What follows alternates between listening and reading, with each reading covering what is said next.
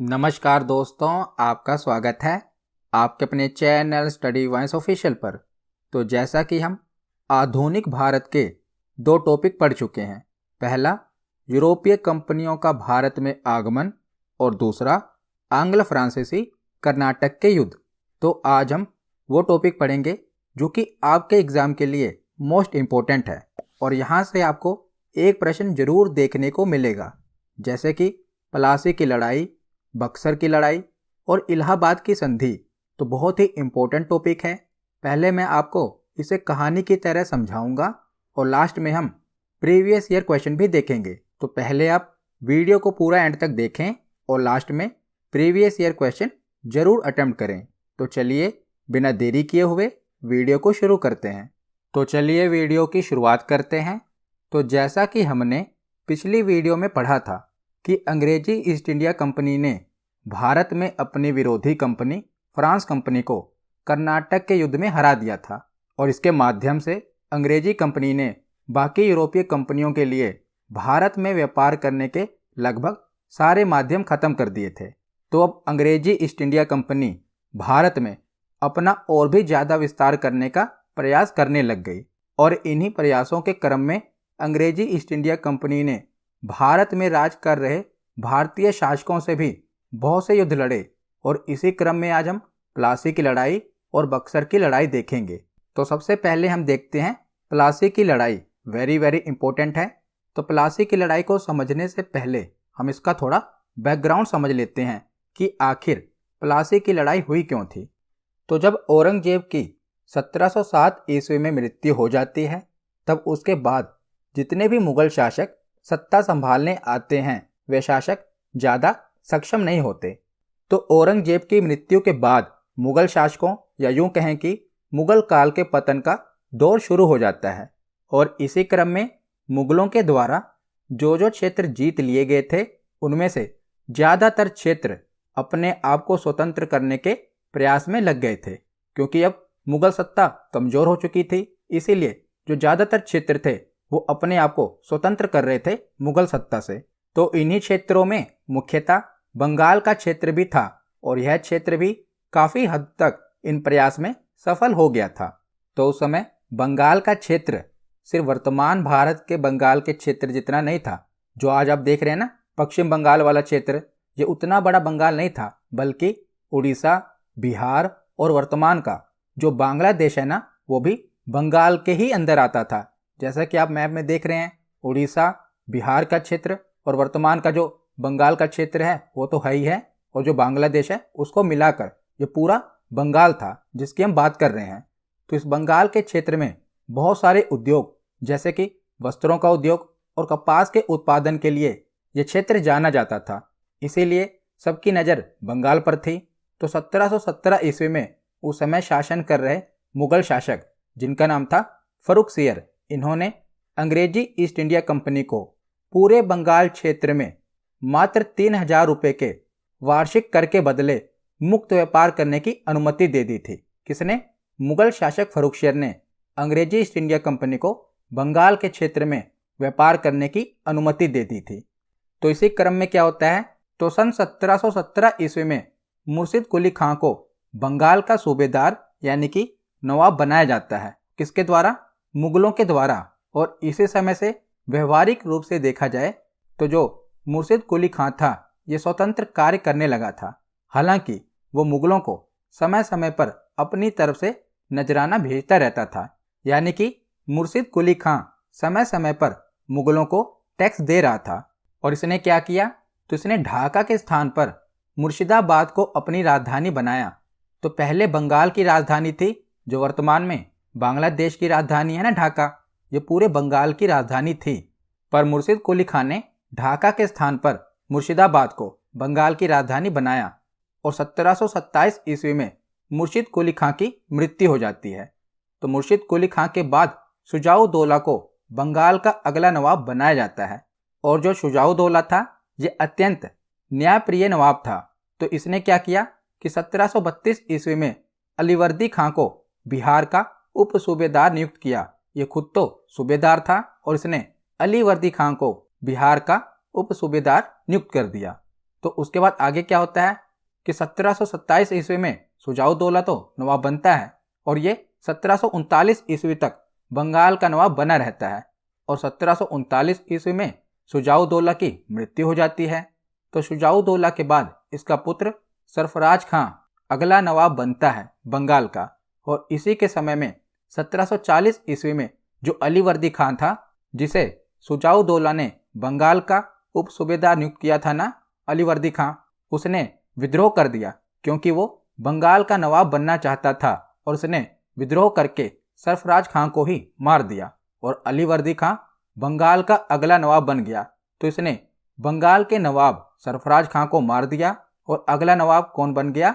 अलीवर्दी खां। तो अब हम अलीवर्दी खां के बारे में पढ़ते हैं। तो अलीवर्दी खां 1740 ईस्वी से लेकर 1756 ईस्वी तक बंगाल का नवाब रहा। तो उस समय का ये एक सेना नायक था जिसका नाम था अलीवर्दी खां और वह सत्ता पाने के लिए सूबेदार सरफराज खां की हत्या कर देता है और 1740 ईस्वी में बंगाल की सत्ता अपने हाथों में ले लेता है। तो अलीवर्दी खां ने मुगलों को 2 करोड़ का नजराना भी भेजा था ताकि मुगल उसे कुछ कहे ना, क्योंकि इसने बंगाल के नवाब सरफराज खां की हत्या कर दी थी ना, इसीलिए इसने इसके बदले में 2 करोड़ का नजराना मुगलों को भेजा ताकि मुगल इसे कुछ कहे ना। और ऐसा ही हुआ, मुगलों ने भी ये नजराना स्वीकार कर लिया और बंगाल का अगला नवाब कौन बन गया? अलीवर्दी खां। तो अलीवर्दी खां बंगाल की सत्ता पर 1740 से लेकर 1756 ईस्वी तक रहता है और अपने इस काल में यह बंगाल को एक अलग क्षेत्र अर्थात मुगलों से आजाद क्षेत्र बनाने का प्रयास करता है। तो अभी तक के जो नवाब थे वो मुगलों को नजराना दे रहे थे, लेकिन अलीवर्दी खां ने क्या किया? पहले तो 2 करोड़ का नजराना दे दिया और उसके बाद मुगलों को नजराना देना बंद कर दिया और यह बंगाल को मुगलों से आजाद क्षेत्र बनाने का प्रयास करने लगा। तो उसके बाद आगे देखते हैं, क्योंकि अंग्रेजी ईस्ट इंडिया कंपनी को भी बंगाल में मुगलों की तरफ से मुक्त व्यापार करने की अनुमति मिली थी। तो मैंने आपको बताया था ना कि मुगल शासक फर्रुखशियर ने अंग्रेजी ईस्ट इंडिया कंपनी को बंगाल में व्यापार करने की अनुमति दी थी। तो यहाँ पर जो अलीवर्दी खां था ये क्या चाहता था? ये मुगलों से अलग होना चाहता था और वहाँ पर जो अंग्रेजी कंपनी थी वो भी बंगाल में व्यापार कर रही थी और अपने व्यापार के माध्यम से वो एक तरह से बंगाल पर कब्जा करना चाहती थी।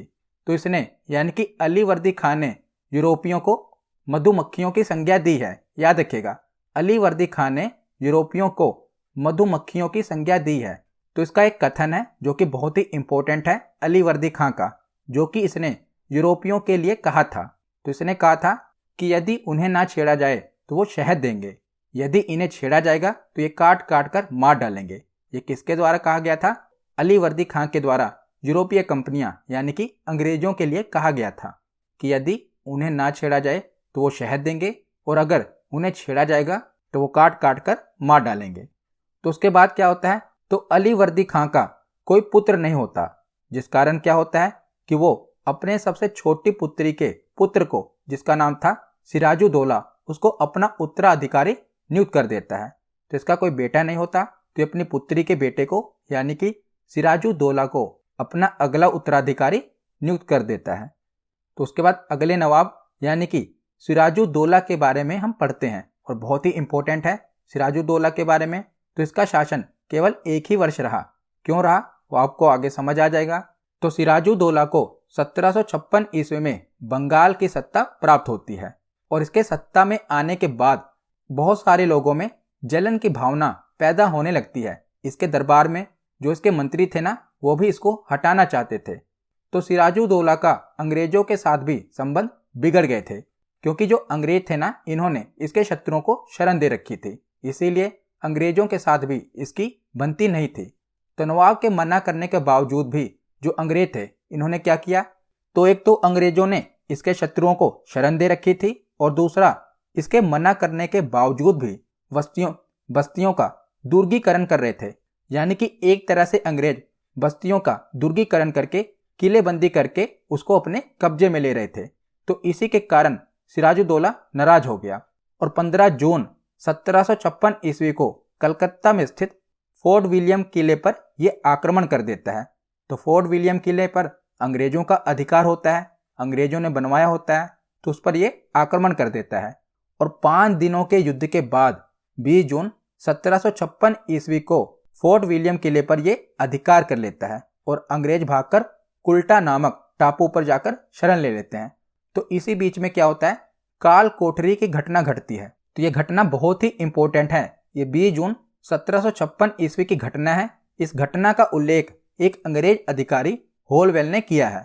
तो होलवेल के अनुसार 20 जून की रात्रि को क्या होता है कि जो ये नवाब होता है बंगाल का, सिराजुद्दौला, ये क्या करता है, 146 अंग्रेज बंदियों को एक कोठरी में बंद कर देता है और इसमें दूसरे दिन 123 अंग्रेजों की मृत्यु हो जाती है और होलवेल सहित केवल 23 अंग्रेज ही जीवित रह पाते हैं और 123 अंग्रेजों की उसी काल कोठरी में मृत्यु हो जाती है। तो ये जो होलवेल था ना, इसी ने ये बात बताई थी। तो कई इतिहासकार इसकी पुष्टि नहीं करते क्योंकि इसका कोई और प्रमाण नहीं मिलता। हो सकता है कि ये होलवेल द्वारा एक मनगढ़ंत कहानी बनाई गई हो ताकि बंगाल के नवाब को हटाया जा सके। तो इसकी पुष्टि किसी और इतिहासकार ने नहीं की, पर होलवेल के अनुसार ये घटना घटी थी 20 जून 1756 ईस्वी को और इसे काल कोठरी की घटना कहा जाता है, जो कि आपसे एग्जाम में भी पूछा जाता है। तो जब यह घटना घटती है और इसकी खबर अंग्रेजी गवर्नर क्लाइव को पता चलती है, तो क्लाइव क्या करता है वो हम देखते हैं। तो रॉबर्ट क्लाइव नवाब के खिलाफ षड्यंत्र रचता है। तो जैसा कि सिराजुद्दौला को 1756 ईस्वी में बंगाल की सत्ता प्राप्त हुई थी और उसके सत्ता के आने के बाद ही बहुत सारे लोगों में जलन की भावना पैदा होने लगती है, यानी कि उसके बहुत सारे मंत्री ही उसे हटाना चाहते थे। तो इसी बात का फायदा किसने उठाया, क्लाइव ने उठाया। तो नवाब सिराजुद्दौला के प्रमुख अधिकारी ही उसे असंतुष्ट थे। इसका लाभ उठाकर क्लाइव ने नवाब के विरुद्ध एक षड्यंत्र रचा और उसके कई सारे अधिकारी को अपने पाले में कर लिया। जैसे कि मुख्य सेनापति मीर जाफर को क्लाइव ने अपने पाले में कर लिया, नवाब के दीवान राय दुर्लभ को अपने पाले में कर लिया, सैनिक अधिकारी यार लतीफ को, और बंगाल का एक व्यापारी था, बहुत ही अमीर था, उसका नाम था जगत सेठ। तो इन लोगों को अंग्रेजी गवर्नर रॉबर्ट क्लाइव ने अपने पाले में कर लिया, यानी कि अपने साथ मिला लिया, ताकि वो सिराजुद्दौला को धोखा देकर उसे नवाब की गद्दी से हटा सके। तो अब इतिहास का एक महत्वपूर्ण युद्ध होता है प्लासी का युद्ध, और ये 23 जून 1757 ईस्वी को होता है। तो प्लासी भागीरथी नदी के तट पर स्थित है और यह युद्ध क्लाइव की नेतृत्व वाली एक छोटी सी अंग्रेजी सेना और नवाब सिराजुद्दौला की 50,000 सेना के साथ हुआ था। तो सिराजुद्दौला के पास जो सेना थी वो बहुत ही बड़ी थी और अंग्रेजों के पास बहुत ही छोटी सेना थी। पर अंग्रेजों ने क्या किया था, सिराजुद्दौला के सेनापति को ही अपने साथ मिला लिया। जब सेनापति ही अंग्रेजों के साथ हो गया तो सिराजुद्दौला की हार तो एक तरह से होनी ही थी। तो युद्ध प्रारंभ होते ही मीर जाफर, जो कि सिराजुद्दौला का सेनापति था, ये क्या करता है, अपनी सेना लेकर अलग हो जाता है। तो अंग्रेजों ने मीर जाफर को कहा था कि अगर वो सिराजुद्दौला के साथ विश्वासघात करेगा तो वो क्या करेंगे, यानी कि अंग्रेज मीर जाफर को ही अगला बंगाल का नवाब बना देंगे। तो इस प्रकार बंगाल का नवाब बनाने का लालच अंग्रेजों ने मीर जाफर को दिया था। तो युद्ध प्रारंभ होते ही मीर जाफर अपनी सेना लेकर अलग हो गया और अंततः इस युद्ध में नवाब सिराजुद्दौला पराजित हो गया और मुर्शिदाबाद भाग गया। लेकिन बाद में नवाब को मुर्शिदाबाद में पकड़कर उसका वध कर दिया गया, यानी उसकी हत्या कर दी गई। तो इस प्रकार प्लासी का जो युद्ध हुआ था ये 23 जून 1757 ईस्वी को हुआ था। अंग्रेजों की तरफ से लीडर कौन था, रॉबर्ट क्लाइव, और दूसरी तरफ था बंगाल का नवाब सिराजुद्दौला। तो बंगाल के नवाब सिराजुद्दौला का सेनापति था मीर जाफर, वो उसे धोखा दे देता है और सिराजुद्दौला की हार हो जाती है। तो युद्ध आपको पता होना चाहिए कब लड़ा गया था, 23 जून 1757 ईस्वी को। तो इसके बाद क्या होता है, तो मीर जाफर को बंगाल का नवाब बना दिया जाता है और क्लाइव को भी व्यक्तिगत रूप से बहुत सारा धन मिलता है बंगाल से। इस तरह प्लासी के युद्ध ने भारत में अंग्रेजी प्रभुसत्ता की नींव डाल दी थी। तो अभी तक तो जो अंग्रेज थे एक प्रकार की कंपनी ही थे और भारत में व्यापार कर रहे थे, पर इस युद्ध के बाद अंग्रेजों ने भारत की राजनीति में भी कदम रख दिया था।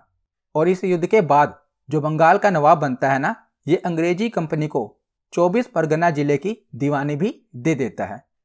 तो आगे अब हम मीर जाफर के बारे में पढ़ते हैं, क्योंकि सिराजुद्दौला के बाद जो अगला बंगाल का नवाब बनता है ये मीर जाफर बनता है। तो मीर जाफर 1757 ईस्वी से लेकर 1760 ईस्वी तक बंगाल का नवाब बना रहता है। तो अंग्रेजों के द्वारा प्लासी का युद्ध जीतने के बाद मीर जाफर को 1757 ईस्वी में बंगाल का नवाब बना दिया जाता है। और अंग्रेजों ने प्लासी का युद्ध मीर जाफर को नवाब बनाने के लिए नहीं बल्कि अपने स्वार्थ के लिए लड़ा था। इसीलिए मीर जाफर अंग्रेजों का मात्र एक कठपुतली नवाब के रूप में कार्य कर रहा था, यानी कि वो सिर्फ नाम का शासक था। क्योंकि अंग्रेजों ने ही इसे नवाब बनाया था, तो एक प्रकार से कठपुतली के रूप में ये कार्य कर रहा था। तो 1760 में क्या होता है कि जो क्लाइव होता है ना, ये इंग्लैंड वापस चला जाता है और इसके स्थान पर बेनस्टाड बंगाल का अगला गवर्नर बनकर भारत आता है। अब हम आगे देखते हैं। तो जो अगला अंग्रेजी गवर्नर होता है बेनस्टाड, इसने नवाब को बदलने का निश्चय किया और इसके लिए इसने मीर जाफर के दामाद मीर कासिम से समझौता किया। तो बेनस्टाड को लग रहा था कि जो मीर जाफर था ये इनके लिए सही तरीके से काम नहीं कर रहा, इसीलिए इसने मीर जाफर के दामाद मीर कासिम को अगला बंगाल का नवाब बनाना चाहा। तो बंगाल का गवर्नर बनकर भारत समझौते के अनुसार मीर कासिम को अगला बंगाल का नवाब बनाया जाएगा और बदले में मीर कासिम जो होगा वो कंपनी को वर्धमान, मिदनापुर और चटगांव जिलों की दीवानी और अधिकारियों को धन देगा। यानी कि अंग्रेज मीर कासिम को अगला बंगाल का नवाब बनाएंगे और इसके बदले में जो मीर कासिम होगा ये अंग्रेजों को वर्धमान, मिदनापुर और चटगांव जिलों की दीवानी दे देगा। और इसके बाद वेनस्टाट ने मीर जाफर के सामने यह प्रस्ताव रखा कि वो मीर कासिम को अगला सूबेदार नियुक्त कर दे और सारे प्रशासन के अधिकार भी मीर कासिम को सौंप दे। तो जो मीर जाफर होता है एक तरह से अंग्रेजों के अधीन ही होता है, तो वो क्या करता है, नवाब के पद से इस्तीफा दे देता है और अगला बंगाल का नवाब कौन बन जाता है, मीर कासिम। तो अब हम मीर कासिम के बारे में पढ़ते हैं। तो मीर कासिम 1760 ईस्वी से लेकर 1763 ईस्वी तक बंगाल का नवाब रहता है। तो 1760 ईस्वी में मीर जाफर को हटाकर मीर कासिम को अंग्रेजों ने बंगाल का नवाब बनाया था, परंतु बाद में जैसा अंग्रेजों ने सोचा था कि मीर कासिम को नवाब बनाने के बाद वो उनका कार्य आसान करेगा, पर ऐसा कुछ हुआ नहीं। जो मीर कासिम था ना, इसने अंग्रेजों से जैसा वादा किया था उसके विपरीत ही ये अपने कार्य करने लगा। यानी कि नवाब बनने के लिए इसने अंग्रेजों से वादे तो कर दिए, पर नवाब बनने के बाद इसने वो वादे पूरे नहीं किए।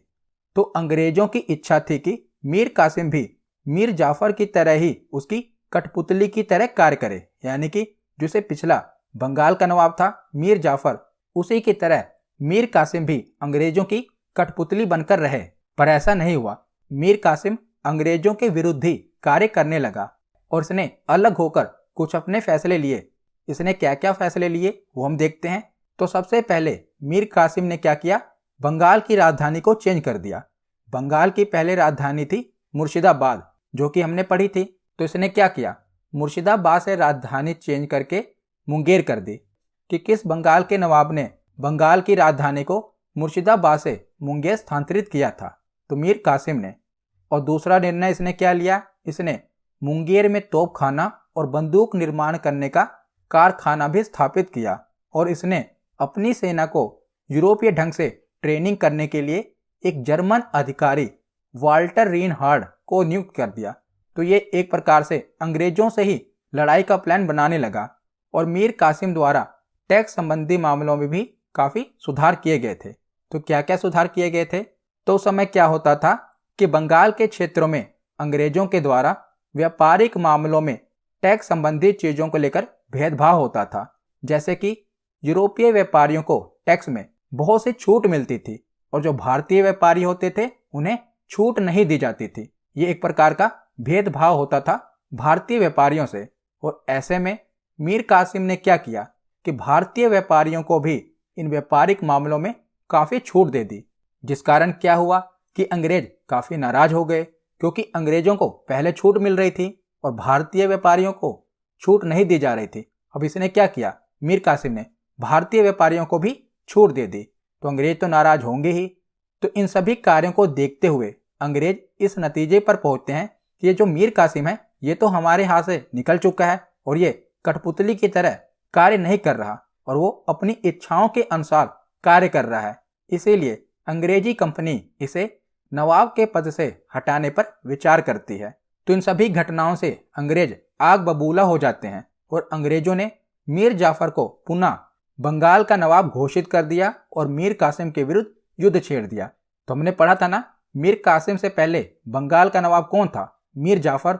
तो अंग्रेज क्या करते हैं, मीर जाफर को दोबारा से बंगाल का नवाब बना देते हैं और मीर कासिम के विरुद्ध युद्ध छेड़ देते हैं और इसी को हम बक्सर का युद्ध कहते हैं। तो बक्सर के युद्ध में एक तरफ अंग्रेजी ईस्ट इंडिया कंपनी थी और एक तरफ 3 नवाब थे। एक थे बंगाल के नवाब मीर कासिम, दूसरे थे अवध के नवाब सुजाउद्दौला और तीसरे थे मुगल बादशाह शाह आलम द्वितीय। तो इन तीनों सेनाओं ने मिलकर संयुक्त रूप से अंग्रेजी ईस्ट इंडिया कंपनी पर आक्रमण कर दिया। और अंग्रेजी ईस्ट इंडिया कंपनी को कौन लीड कर रहे थे? Hector Munro. याद रखिएगा, बक्सर की लड़ाई में अंग्रेजी ईस्ट इंडिया कंपनी को कौन लीड कर रहे थे? Hector Munro. और सामने से 3 नवाबों की संयुक्त सेनाएं थी, बंगाल के नवाब मीर कासिम, अवध के नवाब सुजाउद्दौला और मुगल बादशाह शाह आलम द्वितीय। तो ये तीनों मिलकर अंग्रेजी ईस्ट इंडिया कंपनी पर आक्रमण कर देते हैं और इसी को हम बक्सर का युद्ध कहते हैं। तो अब हम बक्सर का युद्ध देख लेते हैं। तो बक्सर का युद्ध 23 अक्टूबर 1764 ईस्वी को लड़ा गया था। तो इस युद्ध में क्या होता है कि मीर कासिम अंग्रेजों से परास्त होकर सुजाउद्दौला के पास पहुंचा। सुजाउद्दौला जो कि अवध का नवाब था और इस समय जो मुगल सम्राट था ये था शाह आलम द्वितीय, ये भी वहां पर उपस्थित थे। तो इन तीनों ने मिलकर अंग्रेजों के विरुद्ध संयुक्त मोर्चे का निर्माण किया और ये तीनों अपनी सेना लेकर कहां पर पहुंचे? बक्सर पहुंचे। इसीलिए इसे बक्सर का युद्ध कहा जाता है। तो ये आप देख रहे हैं बिहार में है बक्सर। पहले हमने पढ़ा था प्लासी की लड़ाई जो कि वेस्ट बंगाल में है और ये बक्सर बिहार में है। तो ये तीनों अपनी सेनाएं लेकर बक्सर पहुंचे और अंग्रेजी सेना का नेतृत्व कौन कर रहा था? Hector Munro. ये अंग्रेजी सेना का नेतृत्व कर रहा था। तो इस युद्ध में संयुक्त मोर्चे की शक्तियां पराजित हुई, यानी कि तीनों नवाबों की सेना हार गई और जीता कौन? तो अंग्रेज जीत गए। तो जो मीर कासिम था, बंगाल का नवाब था ना, ये तो युद्ध से ही भाग गया और जो बाकी के 2 नवाब थे यानी कि अवध के नवाब और मुगल बादशाह, तो अवध नवाब सुजाउद्दौला और शाह आलम द्वितीय मुगल बादशाह शाह आलम द्वितीय ने आत्मसमर्पण कर दिया, यानी कि हार स्वीकार कर ली। तो जो मीर कासिम था वो तो भाग खड़ा हुआ और बाकी के दोनों नवाब ने हार स्वीकार कर ली। तो हार स्वीकारने के बाद इन दोनों के साथ अंग्रेज एक संधि करते हैं और इसी को इलाहाबाद की संधि कहा जाता है। वो हम आगे देखते हैं। तो 1765 में क्या होता है? बक्सर के युद्ध के बाद जो क्लाइव था ये दोबारा भारत आता है और बंगाल के नवाब, मुगल सम्राट और अवध के नवाब के साथ अलग अलग संधि करता है। तो सर्वप्रथम क्लाइव बंगाल के नवाब के साथ संधि करता है। तो अब बंगाल का नवाब बन जाता है निजामुद्दौला, इसे नजमुद्दौला भी कहते हैं। तो देखिए, जब मीर कासिम को हटाया गया था तो कुछ समय के लिए मीर जाफर को दोबारा से बंगाल का नवाब बना दिया गया था, लेकिन जब क्लाइव आता है ना तो निजामुद्दौला को अगला बंगाल का नवाब बनाया जाता है। नीचे आप देख सकते हैं कि मीर जाफर 1757 ईस्वी से लेकर 60 ईस्वी तक बंगाल का नवाब रहा था। उसके बाद कासिम 1760 से लेकर 63 तक बंगाल का नवाब बनता है और इसी बीच में बक्सर का युद्ध हो जाता है। तो जब बक्सर का युद्ध चल रहा था तो मीर जाफर को दोबारा से बंगाल का नवाब बनाया जाता है 1763 से लेकर 1765 ईस्वी तक। और जब बक्सर का युद्ध समाप्त हो जाता है और क्लाइव दोबारा भारत आता है तो बंगाल का नवाब बनाया जाता है निजामुद्दौला को। तो निजामुद्दौला के साथ ही क्लाइव ने बंगाल की संधि की थी और इस संधि के अनुसार प्रशासन के सारे अधिकार कंपनी के हाथों में होंगे और नवाब को प्रति वर्ष 53 लाख रुपए सालाना कंपनी देगी। तो इस प्रकार बंगाल में द्वैध शासन लागू हो जाता है। द्वैध यानी कि 2 शासन, एक कंपनी का शासन और दूसरा बंगाल के नवाब का शासन। तो नवाब का शासन तो कुछ नहीं रहता, बस उसे बंगाल में विकास करने की जिम्मेदारी दी जाती है और बाकी जो टैक्स था और प्रशासन के सारे अधिकार थे ये कंपनी अपने हाथों में ले लेती है। तो आगे हम बंगाल के नवाब के साथ हमने संधि देख ली। अब 2 संधियां बची हैं, एक अवध के नवाब के साथ होगी और एक मुगल शासक के साथ होगी। तो पहले होती है इलाहाबाद की प्रथम संधि, ये 12 अगस्त 1765 ईस्वी को होती है। तो इलाहाबाद की प्रथम संधि, तो यह संधि मुगल सम्राट शाह आलम द्वितीय और रॉबर्ट क्लाइव के मध्य हुई थी। तो इसकी शर्तें क्या क्या थी? तो कंपनी अवध के नवाब से इलाहाबाद और कड़ा 2 जिले लेकर मुगल सम्राट को दे देंगे। तो इलाहाबाद और कड़ा पहले किसके अधीन था? अवध के नवाब के अधीन था। अब कंपनी क्या करेगी? इलाहाबाद और कड़ा इन दोनों जिलों को मुगल सम्राट को सौंप देगी और कंपनी मुगल सम्राट को 26 लाख रुपए पेंशन के रूप में भी देगी। और तीसरा पॉइंट क्या है कि मुगल सम्राट बंगाल, बिहार और उड़ीसा की दीवानी कंपनी को प्रदान कर देंगे। याद रखिएगा, तो मुगल सम्राट ने क्या किया? बंगाल, बिहार और उड़ीसा की दीवानी कंपनी को दे दी। तो ये थी इलाहाबाद की प्रथम संधि। अब हम देखते हैं इलाहाबाद की दूसरी संधि, जो कि 16 अगस्त 1765 ईस्वी को हुई। तो पहली संधि 12 अगस्त 1765 को हुई। उसी के 4 दिन बाद इलाहाबाद की दूसरी संधि होती है। तो यह संधि अवध के नवाब शुजाउद्दौला के साथ हुई थी। तो इस संधि की क्या क्या शर्तें थी? तो पहली शर्त थी कि कंपनी अवध के नवाब से इलाहाबाद और कड़ा का जिला प्राप्त करके मुगल सम्राट को दे देगी। तो इलाहाबाद की प्रथम संधि में हमने पढ़ा था कि इलाहाबाद और कड़ा जिला ये किसे दे दिया जाएगा? मुगल सम्राट को दे दिया जाएगा। दूसरी शर्त थी कि अवध के नवाब पर हर्जाने के रूप में 50 लाख रुपए और चुनार का किला कंपनी प्राप्त कर लेगी। तो अवध के नवाब पर जुर्माना लगाया गया। कितने का? 50 लाख रुपए का। और चुनार का किला भी अंग्रेजों ने ले लिया। तीसरी शर्त थी कि कंपनी को अवध में कर मुक्त व्यापार करने का भी अधिकार होगा। अब जो अंग्रेजी कंपनी है ये अवध के क्षेत्र में यानी कि यूपी वाले क्षेत्र में अब कर मुक्त व्यापार करेगी, टैक्स फ्री व्यापार करेगी। और चौथी शर्त थी कि अवध की सुरक्षा के लिए अवध में एक अंग्रेजी सेना रखी जाएगी, जिसका खर्च भी अवध के नवाब को ही देना पड़ेगा। तो आप देख रहे हैं ये सारी शर्तें एक प्रकार से अंग्रेजों के ही हक में थी। ये थी इलाहाबाद की दूसरी संधि। तो 1765 से लेकर 1772 ईस्वी तक बंगाल में द्वैत शासन चलता रहा। बंगाल के नवाब का शासन भी और अंग्रेजी कंपनी का शासन भी चलता रहा। और 1772 ईस्वी में जब वॉरेन हेस्टिंग्स बंगाल का गवर्नर बनता है तो इसने द्वैत शासन को समाप्त कर दिया और बंगाल में कंपनी का शासन स्थापित कर दिया। यानी कि बंगाल के नवाब को एक तरह से हटा दिया, उसका शासन हटा दिया और पूरी तरह से कंपनी ने बंगाल पर अधिकार कर लिया। कब? जब 1772 ईस्वी में वॉरेन हेस्टिंग को बंगाल का गवर्नर बनाया गया था। तो यहाँ पर हमारा थ्योरी सेक्शन कंप्लीट होता है। अब हम प्रीवियस ईयर क्वेश्चन देखते हैं। तो पहला प्रश्न है कि प्लासी का युद्ध कब हुआ था? तो प्लासी का युद्ध ऑप्शन डी 1757 ईस्वी में हुआ था। अगला प्रश्न है कि मुगल काल में कौन सा शहर लंबे समय तक बंगाल की राजधानी रहा था? तो लंबे समय तक बंगाल की राजधानी कौन सा शहर रहा था? मुर्शिदाबाद। ऑप्शन बी इसका सही जवाब है। अगला प्रश्न है कि प्लासी की लड़ाई 1757 ईस्वी में अंग्रेजी सेना का नेतृत्व किसने किया था? तो अंग्रेजी सेना का नेतृत्व प्लासी की लड़ाई में रॉबर्ट क्लाइव ने किया था। ऑप्शन ए इसका सही जवाब है। अगला प्रश्न है काल कोठरी की घटना जिसमें 146 में से 123 लोग एक छोटी कोठरी में बंद कर दिए जाने के कारण मर गए थे, ये कहां पर घटी थी? तो काल कोठरी की घटना कहां पर घटी थी? कलकत्ता में घटी थी। ऑप्शन डी इसका सही जवाब है। अगला प्रश्न है कि किसने अपनी राजधानी मुर्शिदाबाद से मुंगेर स्थानांतरित की थी? तो किसने राजधानी स्थानांतरित की थी? मीर कासिम ने। ऑप्शन डी इसका सही जवाब है। अगला प्रश्न है कि बक्सर के युद्ध के समय दिल्ली का शासक कौन था? तो बक्सर के युद्ध के समय दिल्ली का शासक था शाह आलम द्वितीय। ऑप्शन डी इसका सही जवाब है। अगला प्रश्न है कि बक्सर का युद्ध कब लड़ा गया था? तो बक्सर का युद्ध 1764 ईस्वी में लड़ा गया था। 1757 में प्लासी की लड़ाई हुई थी, 1764 में बक्सर का युद्ध हुआ था, 1765 में इलाहाबाद की संधि हुई थी। अगला प्रश्न है कि बक्सर की लड़ाई में अपनी सेना का नेतृत्व करने वाला ब्रिटिश जनरल कौन था? तो बक्सर की लड़ाई में अंग्रेजी सेना का नेतृत्व किसने किया था? हेक्टर मुनरो ने। प्लासी की लड़ाई में रॉबर्ट क्लाइव ने नेतृत्व किया था और बक्सर की लड़ाई में हेक्टर मुनरो ने अंग्रेजी सेना का नेतृत्व किया था।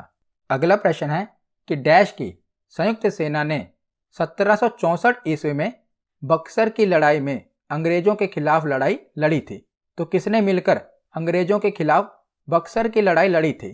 तो इसका सही जवाब है ऑप्शन बी शुजाउद्दौला, मुगल सम्राट शाह आलम द्वितीय और बंगाल के नवाब मीर कासिम ने। तो ऑप्शन बी इसका सही जवाब है। अगला प्रश्न है कि डैश के परिणाम स्वरूप British East India company Bengal से इलाहाबाद तक के क्षेत्र में अपनी शक्ति को मजबूत करने में सक्षम हो गई थी। तो बंगाल से लेकर इलाहाबाद तक के क्षेत्र में अंग्रेजी कंपनी की शक्ति मजबूत कब हुई थी, किस युद्ध के बाद? तो इसका सही जवाब है बक्सर के युद्ध के बाद। ऑप्शन सी इसका सही जवाब है। अगला प्रश्न है कि इलाहाबाद की द्वितीय संधि जो कि 16 अगस्त 1765 ईस्वी में किसके बीच में हुई थी? तो इलाहाबाद की जो दूसरी संधि थी ये सुजाउद्दौला के बीच में हुई थी, सुजाउद्दौला और रॉबर्ट क्लाइव के बीच में। ऑप्शन बी इसका सही जवाब है। आज का आखिरी प्रश्न है कि इलाहाबाद की प्रथम संधि 12 अगस्त 1765 ईस्वी में किसके बीच में हुई थी? तो जो प्रथम संधि थी ये मुगल सम्राट शाह आलम द्वितीय और क्लाइव के बीच में हुई थी, और जो दूसरी संधि थी ये सुजाउद्दौला और क्लाइव के बीच में हुई थी। तो प्रथम संधि का सही जवाब है ऑप्शन ए, शाह आलम द्वितीय और रॉबर्ट क्लाइव। तो आज की ये वीडियो यहीं पर खत्म होती है। कैसी लगी ये वीडियो कमेंट सेक्शन में जरूर बताना। धन्यवाद।